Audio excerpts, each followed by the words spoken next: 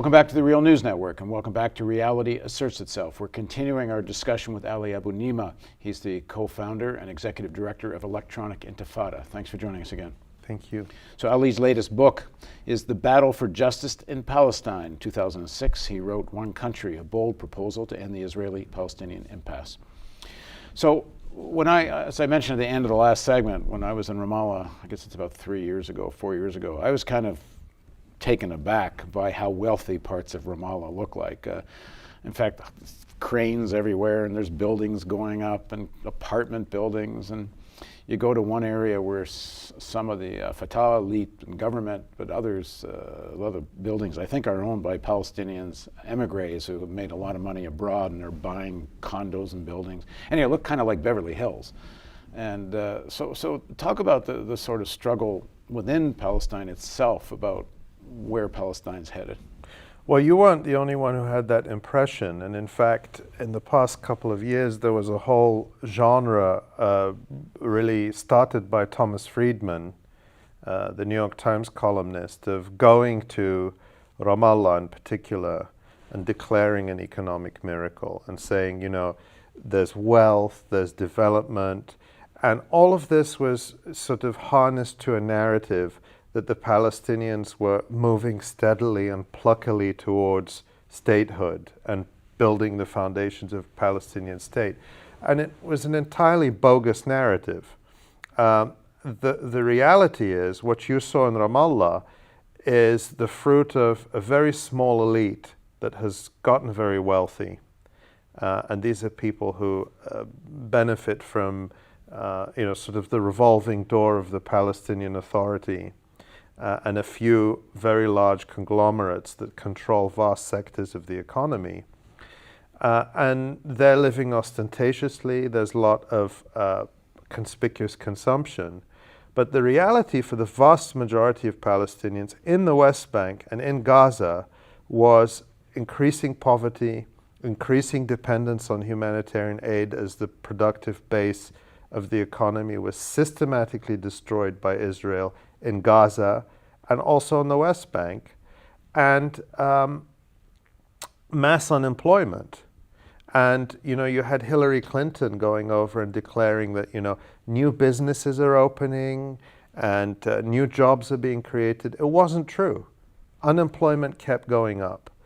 And I wanted to burst this false narrative in the book and show that actually what was going on was this small elite, aided by the United States and working pretty closely with Israel, getting rich and actually increasing Palestinians' dependence on Israel and helping Israel increase its control over the Palestinians' economic life while wrapping it in the Palestinian flag and declaring that, you know, a five-star hotel in Ramallah is somehow a step towards Palestinian sovereignty and independence.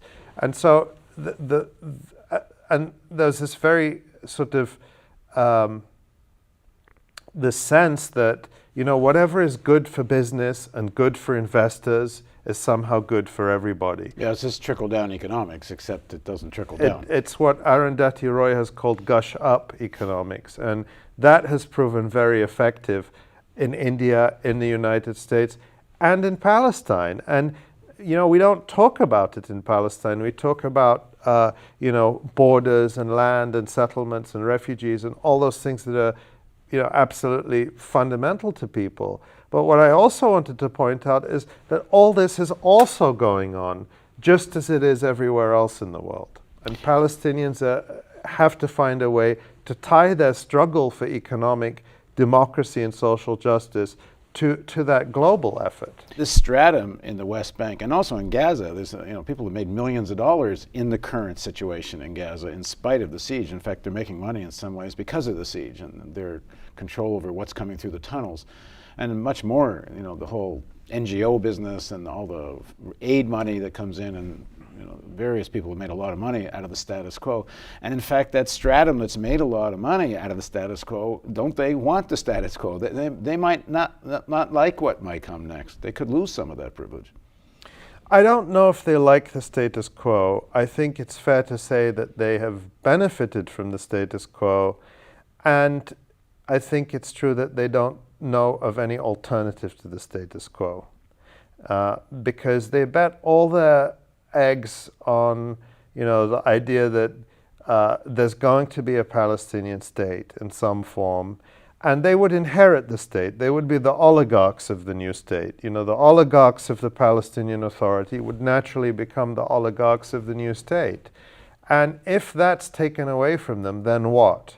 And so that's why they have to keep, no matter how absurd it gets, they have to keep extending the peace talks, even though nobody believes they're heading towards a Palestinian state, because what's the alternative? And but I do think that sort of one of the let's say good news stories is that I think Palestinians are more and more recognizing this, and they're fighting back in various ways. And one is to maintain control of their for example, there are fair trade and farmers cooperatives that are trying to maintain the presence on the land, trying to create new markets for Palestinian goods that don't have to be tied into or dependent on these neoliberal structures. I mean, just to give one example, one of the most disturbing things that I came across is this plan, and they're being sponsored by Germany, Japan, and France. They're sponsoring these industrial zones in Palestine. And again, this is all marketed as building the state, building the economy, creating jobs. But what they're actually doing is creating these extraterritorial zones where Israeli and international companies can come in, get cheap workers. There's no protection for workers' rights. There's no environmental protection. Israel is already using the West Bank as basically a toxic dump site and moving its dirty industries there. This is only going to get worse if the World Bank and IMF type schemes continue. And these industrial zones, they hand them over to private companies who then have the right to set up private armies. And nobody can come in without their permission. No Palestinian officials can come in. So in essence, you're going to have private corporations on Palestinian land who have more sovereignty than the Palestinian Authority. And they don't have to pay taxes. They get export tariff-free access to world markets. And this totally undercuts and destroys indigenous Palestinian businesses. This is what's happening now, and so part of what I wanted to do is sound the alarm and say, heaven forbid Palestinians get a state, because if they do, it's going to be as ugly or worse than what they're already going through. And it's all going to be wrapped up and packaged with a ribbon, from the IMF and the World Bank, who are going to say to Palestinians, what are you complaining about now? You got what you wanted. It's kind of what the Israelis say to the people of Gaza. You wanted us out, so we got out. Of course, we left you in unlivable conditions. Not only did they leave Gaza in unlivable positions, but as I say in the Battle for Justice in Palestine, there was a systematic, diabolical destruction of the Palestinian economy in Gaza, to the point where Israeli military planners were calculating, if we reduce the agricultural inputs that come in by this much to Gaza, then we will reduce, within a certain period of time, the production of fruits and vegetables by 50%. And, in 2008, 2009, Israel deliberately bombed and killed 100,000 chickens in Gaza. Well, you know what? When I went to Gaza, the supermarkets there were full of Israeli frozen chickens.